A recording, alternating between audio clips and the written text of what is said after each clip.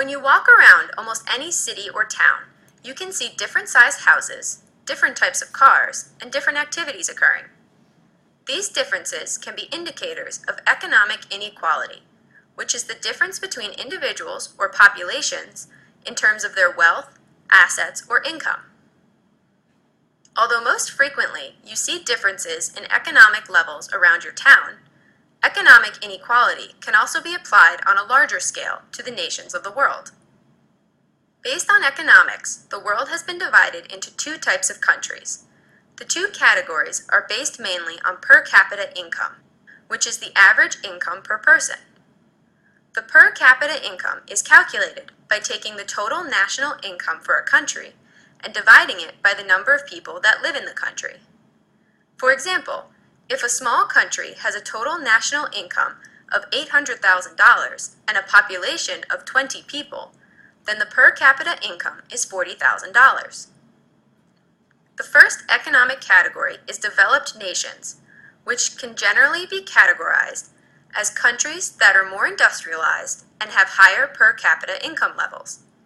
To be considered a developed nation, a country generally has a per capita income around above $12,000. Also, most developed countries have an average per capita income of approximately $38,000. As of 2010, the list of developed nations included the United States, Canada, Japan, Republic of Korea, Australia, New Zealand, Scandinavia, Singapore, Taiwan, Israel, countries of Western Europe, and some Arab states. In 2012, the combined populations of these countries accounted for around 1.3 billion people. The populations of developed countries are generally more stable, and it is estimated that they will grow at a steady rate of around 7% over the next 40 years.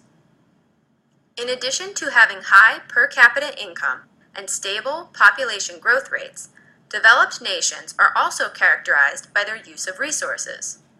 In developed countries, people consume large amounts of natural resources per person and are estimated to consume almost 88% of the world's resources.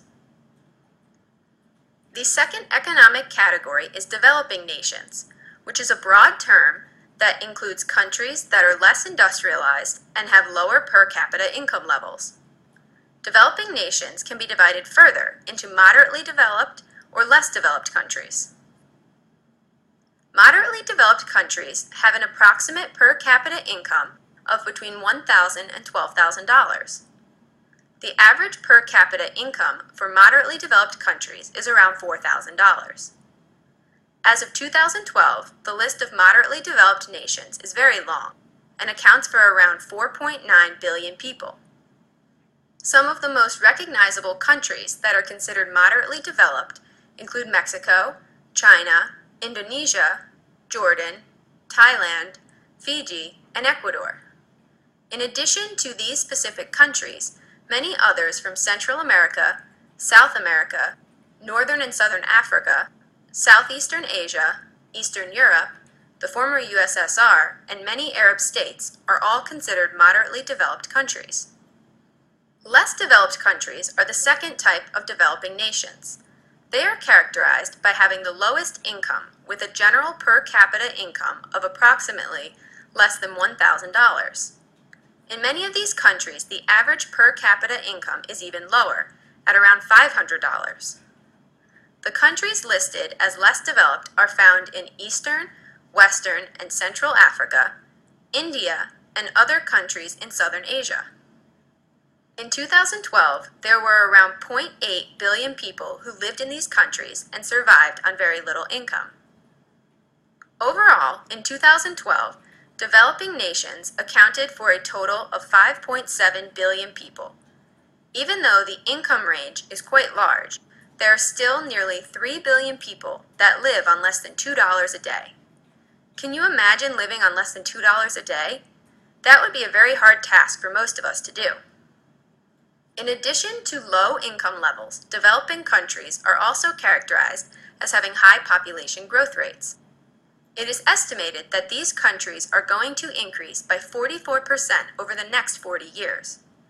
By 2050, it is predicted that over 86% of the human population will live in developing countries. Now, let's review economic inequality and how it relates to developed and developing nations.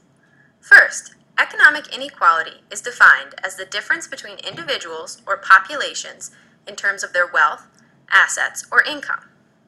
This difference can be looked at on a small scale in individual regions or on a large scale across the world. When discussing economic inequality on the global scale, it is important to know that countries are divided into two categories based on their per capita income, which is the average income per person. The two categories are developed nations and developing nations. Developed nations are generally categorized as countries that are more industrialized and have higher per capita income levels.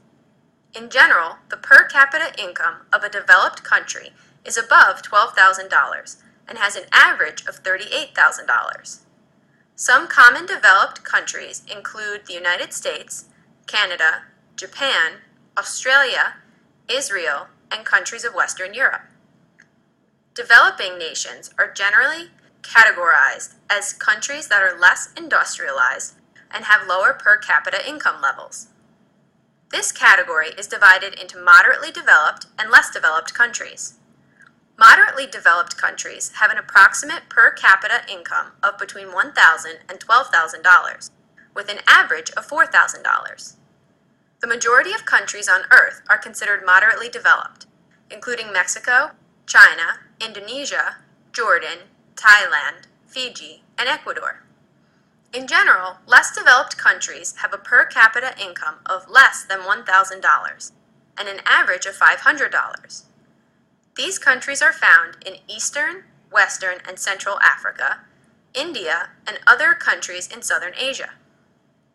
Although the range of economic inequality around the world is very large, the income of all people is of equal importance. The world and the economies of every country are intertwined and depend on each other. Due to this fact, it is important to remember that not everyone lives at the same economic level, but that everyone can work together to help those less fortunate.